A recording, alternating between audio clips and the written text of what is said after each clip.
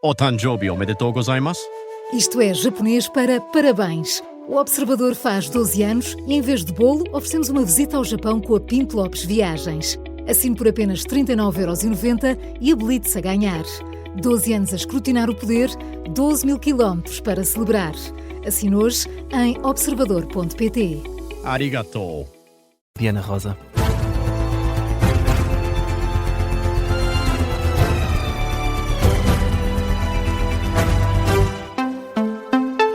Edição da Diana Rosa. Neste Jornal das 10, José Luís Carneiro confirma o voto contra do PS à reforma da legislação laboral.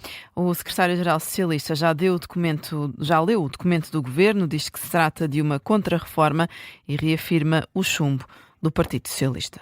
Quero, por isso, dizer que votaremos contra, de forma fundamentada e convictamente, estas propostas que mais não são do que uma contra-reforma laboral que o Governo, de modo insensível e despoderadamente, desconsiderando os parceiros sociais, levou à Assembleia da República.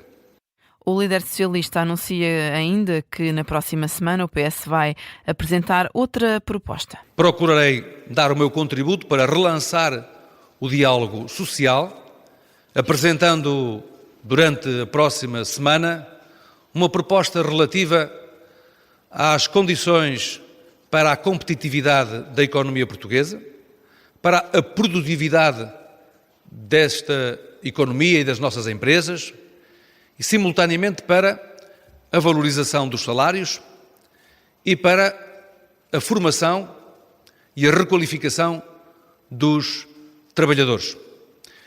Essa proposta será um contributo que o PS dará para relançar o diálogo com os parceiros sociais. O secretário-geral do PS revelou ainda que já ouviu alguns parceiros sociais, como a CAP e o GT. Amanhã vai estar reunido com a CGTP. Seguimos com o caso das duas crianças abandonadas em Alcácer do Sal. Mãe e padrasto vão ser amanhã presentes a tribunal. Depois de terem sido detidos nos arredores de Fátima junto a um café, na sequência da denúncia de pessoas que ali passaram a mais de uma centena de quilómetros do local onde foram abandonadas as crianças. Ricardo Lopes. São cerca de 140 quilómetros que separam Alcácer do Sal de Casa Velha, uma pacata localidade na freguesia de Fátima, concelho de Orém. Foi aqui que os suspeitos estiveram toda a manhã, no snack bar O Vasco, de forma serena, sentados na esplanada, iam fazendo alguns pedidos, como nos explica o proprietário Jorge Lopes. Consumir pequeno almoço, bolos e galões. E cafés. Até que, numa mesa vizinha com algumas senhoras na casa dos 80 anos, uma delas, desconfiada, perguntou aos suspeitos onde moravam. Eles responderam que moravam pelo mundo. E então aí é que ela ficou assim, com a pulga atrás da orelha e que informou a GNR. Esta mulher lembrou-se da notícia que tinha ouvido na televisão sobre o abandono das crianças. Tirou a matrícula do carro que os acompanhava e ligou de imediato para a GNR, que não demorou a chegar. Isso foi rápido. Isso foi mais ou menos a hora que eu saí daqui, fui tomar banho e tal, entretanto, estava aí. Isso foi rápido, isso aí, a ação foi...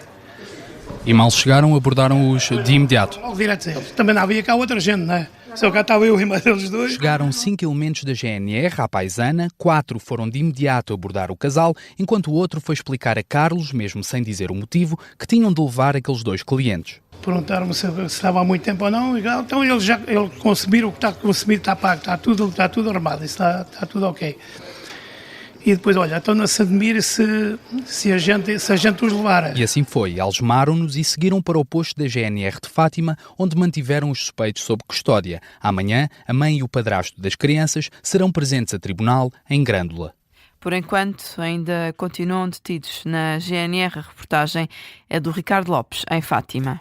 Entretanto, a Ministra da Justiça espera que este processo decorra com celeridade para minimizar as marcas já causadas nestas crianças. Em Leiria, Rita Júdice enaltece o trabalho conjunto entre as autoridades portuguesas e francesas. A Direção-Geral da Administração da Justiça esteve em contacto sempre com o Tribunal, fez tudo o que tinha a fazer para o efeito. As entidades também estiveram no terreno à procura do pai, do padrasto e da mãe. Estão identificados, foram encontrados, segundo vi nas notícias. Por isso espero que agora o processo possa correr da forma mais rápida possível, de maneira a minimizar o trauma que estas crianças vão ter sofrido. Apelo da Ministra da Justiça, Rita Giudice, adianta que as autoridades francesas pediram já o retorno das crianças. É um caso que o presidente do Instituto de Apoio à Criança descreve como uma maldade intencional, incrível e perversa. Manuel Coutinho entende que se trata de um caso raro e não tem memória de uma situação com estes contornos. Uma situação destas é um trovão em céu aberto. É uma situação raríssima.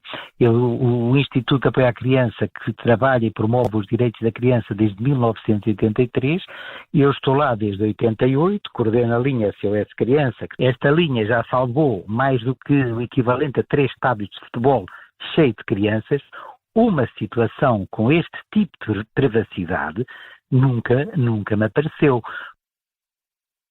O presidente do Instituto de Apoio à Criança afasta que a mãe e o padrasto sofram de qualquer patologia do foro psicológico que os impeça de assumir a responsabilidade pelos próprios atos. Ainda que o canal francês BFM TV avance, com base numa fonte próxima à investigação, que o padrasto das 2 crianças é conhecido pela polícia francesa por ter transtornos psiquiátricos. O ministro dos Negócios Estrangeiros afirma que Israel só acelerou o processo de deportação dos ativistas por causa da pressão internacional. De outra forma, teria levado mais tempo, considera Paulo Rangel. Uma situação. Neste momento estão em Istambul, portanto, hoje houve uma aceleração das saídas, o que se deu naturalmente à reação profunda que houve aos ataques inaceitáveis, ao comportamento inaceitável do ministro Ben-Gvir, porque de outra forma eu acho que teria demorado mais algum tempo, mas enfim, Israel, perante a indignação internacional, resolveu acelerar as deportações. Isso não permitiu que nós hoje tivéssemos falado com eles à saída de Israel, designadamente à saída do centro de detenção, mas depois o nosso cônsul pôde logo falar com eles ainda no aeroporto, à saída de Tel Aviv para Istambul. O ministro dos Negócios Estrangeiros, em declarações na Suécia, captadas pela CNN Portugal, os ativistas portugueses vão pernoitar em Istambul, na Turquia, e seguem depois para o Porto. São agora 10h06, Diana. Vamos ainda a outras notícias em destaque a esta hora. O Parlamento manifestou-se hoje a favor do alargamento da gratuitidade de transportes para antigos combatentes a todo o país. O debate no Parlamento foi agendado pelo PSD e pelo CDS, que avançaram com um projeto de resolução sem força de lei, no qual recomendam ao Governo que alargue este benefício, atualmente limitado à área metropolitana ou à comunidade intermunicipal na qual o antigo combatente seja residente. Portugal registrou 7 casos confirmados de sarampo este ano, 6 dos quais em pessoas não vacinadas. Os dados constam de um comunicado da Direção-Geral da Saúde sobre a situação epidemiológica do país, que adianta que os casos confirmados se verificam no Norte, em Lisboa e Val do Tejo, Alentejo e Algarve, em pessoas até aos 59 anos. 3 dos casos foram importados, sem cadeias de transmissão associadas. Há um outro que está sob investigação epidemiológica. O Al Nassr conquistou a Liga Saudita. O clube de Cristiano Ronaldo venceu o Damak por 4-1. 2 dos golos foram assinados pelo capitão português. CR7 conquista assim o primeiro título na Arábia Saudita, fica mais perto da meta dos 1000 golos. Já só faltam 27 para Cristiano Ronaldo atingir o feito. João, olha, esperemos que seja a seleção nacional. Esperemos que sim, que isto seja marca muitos durante o Mundial. Aos 1000 já não deve chegar, mas que marque muitos. O Al Nassr, que já não vencia este troféu há 6 anos, portanto é uma conquista muito celebrada por lá, e com o técnico português, Jorge Jesus.